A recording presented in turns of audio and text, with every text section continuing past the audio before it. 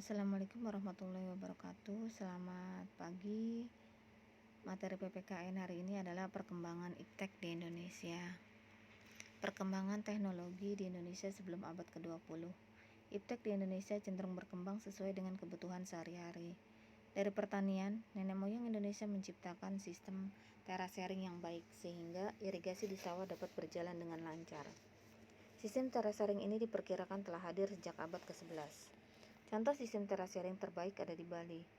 Pertanian di Bali menggunakan sistem yang disebut subak. Melalui subak, pembagian air dapat dilakukan secara adil dan merata terhadap masyarakat. Pada bidang kelautan, dapat dilihat salah satu kemajuan teknologi pelayaran pada perahu pinisi dari Sulawesi Selatan. Catatan mengenai ini telah ada pada naskah abad ke-14. Perahu pinisi mampu berlayar mengarungi lautan luas. Pada bidang busana, rakyat Indonesia mengenal teknologi membatik serta menenun sejak abad ke-12. Pada bidang arsitektur, terlihat adanya bangunan rumah adat serta candi-candi megah, khususnya Candi Borobudur di Jawa Tengah. Diperkirakan dibangun pada abad ke-8, dan Candi Prambanan diperkirakan dibangun pada abad ke-9. Ilmu pengetahuan muncul sebagai akibat dari aktivitas untuk memenuhi kebutuhan hidup manusia, baik kebutuhan jasmani maupun kebutuhan rohani. Kemajuan ilmu pengetahuan dan teknologi tidak bisa dipisahkan dari lembaga pendidikan, di mana pada abad 20 peran ilmu pengetahuan dan teknologi sangat berarti bagi lembaga pendidikan, sehingga pada abad 20 mampu mendorong lebih cepat dalam industri, informasi, komunikasi, transportasi, dan pertanian. Perkembangan ilmu pengetahuan dan teknologi di Indonesia tertinggal jauh dibandingkan negara-negara Eropa dan Amerika, bahkan pula negara Asia, misalnya Jepang dan Cina.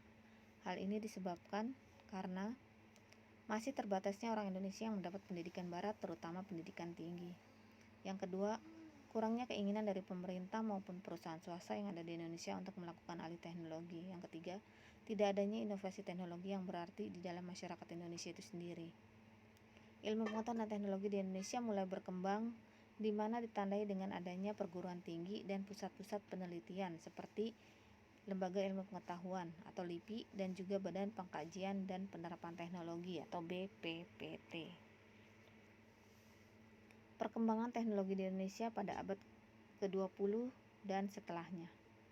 Perkembangan iptek di Indonesia sudah ada sejak zaman kolonial. Sejumlah lembaga iptek didirikan saat itu, antara lain Batavia's Genootschap van Kunsten en Wetenschappen BGKW atau Royal Batavian Society of Arts and Sciences dan Lembaga Biologi Molekuler Eijkman. Setelah merdeka, BGKW menjadi museum nasional. Berdirinya sekolah tinggi terkemuka seperti Technische Hochschule, sekarang ITB, Landbou Hochschule, sekarang IPB. Tanggal 23 Agustus 1967, pemerintah mendirikan Lembaga Ilmu Pengetahuan Indonesia atau LIPI. Pemerintah mendirikan lembaga untuk mengembangkan iptek. 1. Lembaga Fisika Nasional, LAN. 2. Badan Tenaga Nuklir Nasional. 3. LAPAN, Lembaga Penerbangan dan Antariksa Nasional. 4. Bakosurtanal, Badan Koordinasi Survei dan Pemetaan Nasional. 5. BPPT, Badan Pengkajian dan Penerapan Teknologi. 6. Puspitek, Pusat Penelitian Ilmu Pengetahuan dan Teknologi. 7. LBN, Lembaga Biologi Nasional. 8. LGPN, Lembaga Geologi dan Pertambangan Nasional. 9. LMN, Lembaga Metalurgi Nasional. 10.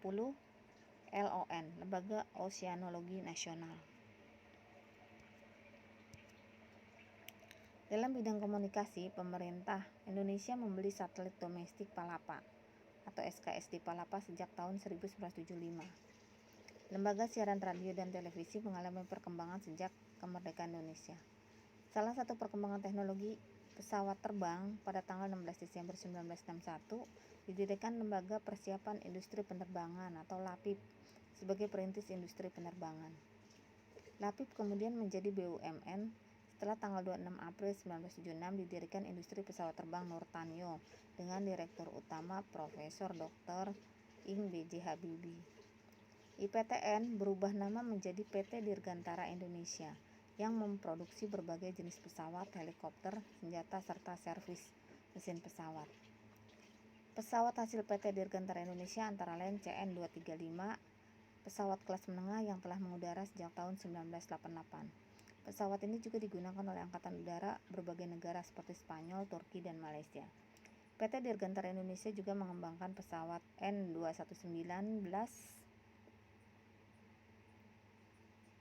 sebagai sebuah pesawat multifungsi berkapasitas 19 orang yang dibuat untuk mengangkut kargo menuju daerah-daerah terpencil. Sekian dari saya, semoga bermanfaat. Wassalamualaikum warahmatullahi wabarakatuh.